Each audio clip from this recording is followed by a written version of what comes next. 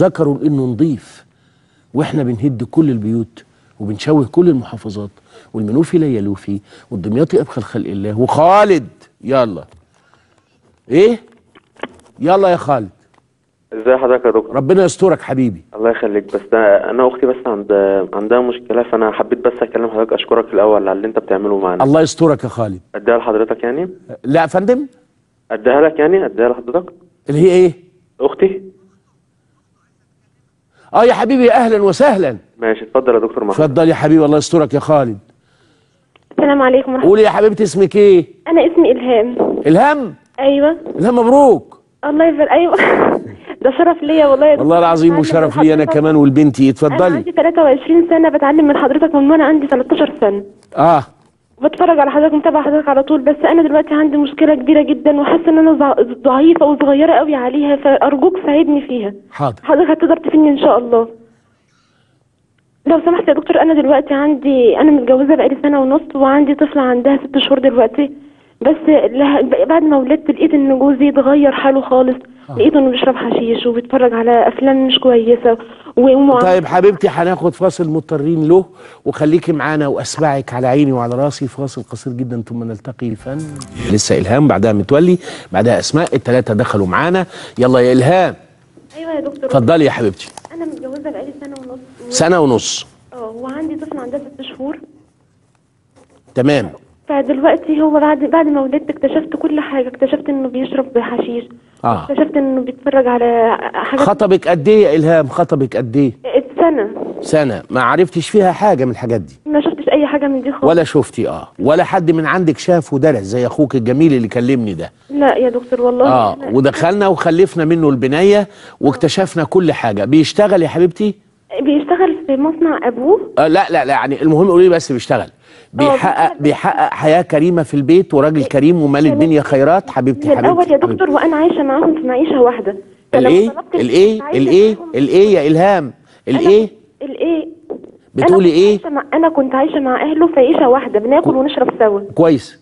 فلما انا جيت طلبت ان انا يبقى لي معيشتي الخاصه، اتقال ان هو مش هيقدر يصرف عليا لان دي شراكه بينه وبين اخوه، فكده هياخد من راس المال وكده مش هينفع، مش هيكفيني ولا هيكفي بنتي. انا سامعك. ماشي. فانا دلوقتي يا دكتور وغير كده بيعامل اهلي اسوأ معامله يا دكتور. انا والله ربنا اللي يعلم انا بعامل اهله ازاي احسن معامله، وكنت شايلهم على دماغي وانا ما عنديش اي مشاكل، بس لقيت قله تقدير ليا خالص في اهلي. بيعامل امي اسوأ معامله. انا دلوقتي مش عارفه، وغير كده وكده عايزني يا دكتور، انا اسفه في اللفظ، مش يعني عايزني احمل تاني وانا لسه والده. فهي الحياه مش مستقره. انا اعمل ايه حضرتك؟ تنصحني بايه؟ والمفروض ان هم يقعدوا قاعده كمان اسبوع علشان يقرروا فيها يعني اذا كنت هروح او. اتفضل حضرتك. حاضر يا حبيبتي. بشكرك الاول عشان اعرف اكلمك وما اغرمكيش كتير، وعايز اقول لك واقول لكل اللي زيك، ما دام فيه بنت يعني لازم نعمل سيناريو تاني. لازم ننسى روحنا ونفكر في البنايه اللي لو انفصلنا وعملنا كات هتشوفي الويل في مجتمع زباله. وانا على الهوا وعارف بقول ايه زباله، مش كلمه فطت مني كده. لا ستها هتنفعها ولا جوز امها اللي جاي ان شاء الله، لانك لسه عيله. مش هتقولي بقى وانا عمري ما هصدقك اني لا اعيش لبنتي، والكلام الهلامي ده مش داخل لمخ لانه مش في الشرع. ولا هو لما يجي يتجوز ويرضى بحمل الجديده هيطيق بنته اساسا ولا هي هتطيقه. ففي فسوخه هتطلع للمجتمع من اطفال الشوارع، حتى لو عايشه في سرايا، حتى لو عايشه في فيلا. لا تتخيلوا كلكم مدى وجود الوالدين في حياه الابناء باي صوره من صور الوجود، الا صوره وحشه، ان ده مدي ده لظهره فيطلع العيل مكتئب ويقول يا رب خدهم من ريحتي من وشي نهائي. انا بقول لكم اللي عنده واد اللي عنده بنت must forget himself، يجب ان ينسى نفسه. must forget himself herself، يفكر في اللي قدامه دي وبس. حقوق بقى مش حقوق، مادام ما بتاخديش بسلك الكهرباء ومش جعانه وبقطع فيكي والحياه بالنسبه لك خلاص مش قادره تاخدي نفسك، ساعتها هقول لك لا تضر والده بولدها ولا مولود له بولده، وده قرآن كريم.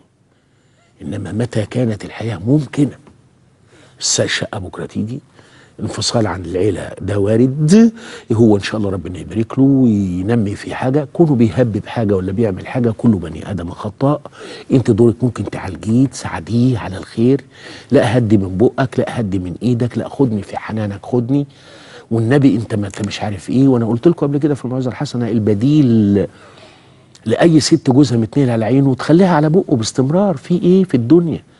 لا يمكن المشغول يشغل. مش احنا عايزين جواز ناجح؟ حب ايه وزفت ايه؟ احنا عايزين حياه امنه مستقره. لمين؟ مش لينا، للضحايا اللي احنا جبناها وتشمللنا. دي لازم تكون انضر وش واجمل وش واجمل قلب. يبقى الاب والام لو بيفهموا، لو عندهم دين، يعرفوا ان هم اللي انا سميته من زمان بكل ادب علمي تطور الحياه، ما رضيتش اقول دمار الحياه الزوجيه، ولكن قلت تطور الحياه الزوجيه. الحياه الزوجيه بين اتنين يعني عصفورين كناريا، يعني كل جنينه ولد وبيت، دي بتنتهي مع وجود الحمل. لازم نكون كده شطار وحلوين. فلا، وربنا قالها في الاعراف على الشمال، في سوره الاعراف على الشمال، فلما تغشاها اللي هو البي الزوج حملت حملا خفيفا فمرت به. لسه اول شهر، فبتمشي وتعجن وتخبز وتدلع وحاجه زي كده، بس ما ترقص طبعا لانها ممكن تتنطط او تنفعل فالحته تنزل منها وبتاع، خليها كده ثابته وهاديه. فلما اثقلت دخلت في الرابع، دعوا الله ربهما. ده كانوا مش بيدعوا قبل كده، كانوا بيغنوا. وطبعا ما اقصدش ان هم ما كانوش بيدعوا نهائي، لا، يعني دلوقتي بقى في دعاء، بقى في سيكشن، بقى في فايل اسمه الدعاء. لئن آتانا صالحا، اللي جاي ده عايزينه يا رب صالح، ده اللي هيدفننا، ده اللي هيرفع ايده ويقول ارحم ابويا، ارحمك يما. اللي مدفونه في التراب دلوقتي لها عيال بيدعوا لها، سحائب المغفره تنزل عليها، لها عيال بيتصدقوا بسندوتش طعميه عنها، بيروح جبريل يقول لها هاتي ايدك يا حاجه اطلعي لجنه اعلى. تقول له ليه؟ يقول لها بنتك طلعت عندك سندوتش فينو بجنيه، ربنا رفعك بيه جنه. الصدقه، الدعاء، الحج او العمره عن الموتى، لازم تبصوا لها. مفيش بقى حاجه اسمها بنت وربها احسن تربيه، لا ده احسن لها نتفلسف، لا. متى كانت الحياه ممكنه فان استحالت، يا رب يكونوا 40 عيل وفركش وكل واحد يروح لحاله. متولي السلام عليكم.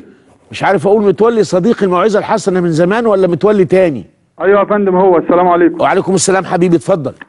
كل سنه وانت طيب يا فندم. وانت طيب. انا القلم ورايا يا متولي عشان عارف بتسال اسئله موضوعيه ورا بعضها، الا اذا كان جاني زهايمر. انا جاني زهايمر؟ لا موجود تمام، الله ينور على حضرتك. طب يلا قول يا متولي. ما شاء الله. لا يميل الله حتى تميلوا، ما صحة هذا الحديث؟ الايه الاول؟ لا يميل الله حتى تميلوا، ده حديث صحته ايه يا فندم؟ حاضر. الحاجة الثانية حضرتك، هل من حق الزوجة إذا استحالت المعيشة والزوج طلب الزواج عاوز يتجوز، هل من حقها شرعا تتطلق؟ لو هي عاوزة تتطلق، هل حقها تفرض الطلاق؟ في أي وقت هي عايزة تتطلق بجواز ومن غير جواز. تمام. لا إكراه في الدين يا متولي ولا إكراه في جواز. أما الحديث الأول فما فيش حاجة، لا هو في حديث صحيح 100% حبيبي اسمه فإن الله لا يمل حتى تملوا، مش يلين وتلينوا.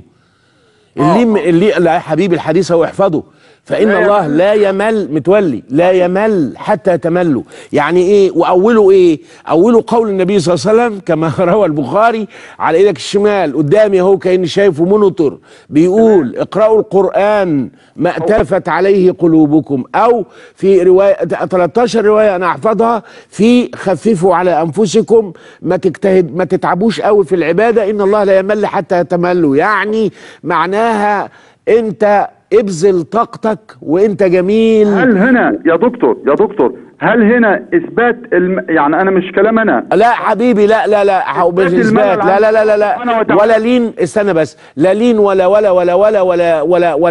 يمل ولا كلام ده، اسمه مشاكله لفظيه. وصلت لك كده. زي السؤال بس خد اللي بعدها حضرتك حبيبي يا متولي، انت فاهم؟ زي ويمكرون ويمكر الله، ربنا مش بيمكر، بس جت عشان كلمه يمكرون، فجت يمل عشان كلمة تملوا، لكن ربنا لا بيمل ولا حاجة. هو عايز يفهمنا، النبي عليه الصلاة والسلام كأنه بيكلمنا بلغة كما قال الزمخشري نفهمها. فكل كلمات واردة من هذا النوع اسمها مشاكلة لفظية. لو ما درسوش العيال، لو الطلبة ما درستهاش، أنا واثق هيجي سنة من السنين في الإعلام ده هو ناس هتقعد وتقول القرآن ده مش بتاع ربنا. تمام. وهيجي مذيع يقول ايه، ازاي يا مطور يا مجدد لا يحبسوك انت راخر. الموضوع مهم يا جماعه. مشاهدينا خلي بالكم، هيقول لكم القران ده مش بتاع ربنا ليه؟ يقول له اقرا ويمكرون ويمكر الله. بذمتك ربنا مكار يا استاذ؟ طبعا الاستاذ ده ساقط اعداديه، واخد بالك؟ حتى لو قال لك